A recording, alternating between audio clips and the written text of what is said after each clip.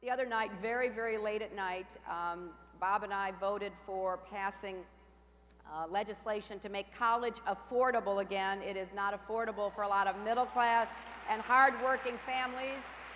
So we're going to raise the amount of the Pell Grant so that you get more than what you're getting now to be able to afford school. We are changing the student loan program, cutting the interest rates, cutting the subsidies to the for-profit loan companies. So we're going to make college affordable again. Well, I knew this was going to happen. We didn't get to half of the issues that I wish we could have talked about, one of them being health care. Maybe one of the questions will deal with that. But I would be remiss if I didn't ask you this question as we close up this part of the session. Hillary, how does Bill feel about being the first man? I think he's intrigued by it. He's having a lot of fun with it. You know, people ask him, well, what will we call you? And he comes up with, all kinds of ideas, first mate, first laddie, all kinds of things. But what I think is wonderful is he's been incredibly supportive and helpful. He is, when Bill used to run for office and I helped him, I would get much more nervous than he did. Because when you're actually running for office, you've got to be as calm as possible, because you never know what the press or somebody might ask you or what's going to happen in a debate. So, Bill would always be just very focused and very calm, and I would say, well, what about this, and what about that, and don't you think you should say this? Boy, have the roles been reversed. He will call me and he said, well, have you thought about this? Have you called this person? Have you done that? And so I'm having the greatest support I could ever get. And, when I am elected, I'm going to send my husband around the world so that the world knows we want to get back to cooperating and building alliances and partnerships again.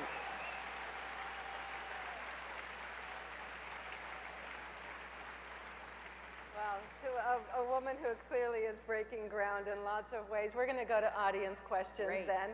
And we have two affiliates, just to get this going, that we've asked. The NCLR is an organization made up of its affiliate networks. And we're going to go first to Bibi Otero from Washington, D.C., who's with Centro Nia. Where are the mics? There's one right there. Here we go. Senator Clinton, it's a pressure. You speak so passionately about the importance of the family unit and the hope for our children and for their future. Today, as we speak, hundreds and thousands of families are being separated as we experience daily raids at work and at home. Parents are being held in detention centers, and children are often being left behind to fend for themselves. As we wait for comprehensive reform, as you have promised, what can be done now, and what can you do in your current position to stop this? Well, it is a very serious concern. Obviously, we've had some horrible stories where, mothers who were still breastfeeding infants were taken and their children were left in the care of others, but without their mothers. We've had a lot of separation of families where the children were minor children and there was no one left to care for them. So, what you're speaking about is a very serious concern. And during the immigration debate, Senator Menendez and I, along with a few of our other colleagues, stressed the importance of family unification and reunification. If somehow we don't stand for family in our country, that is a reversal of what has been one of our core values for as long as I know American history. And we have to do more to support families and protect families and unify and reunify families. And we're well aware of the very serious problems you're addressing. And we're going to try to influence the White House and the Department of Homeland Security, which up until now, I have to say, have not been very sympathetic.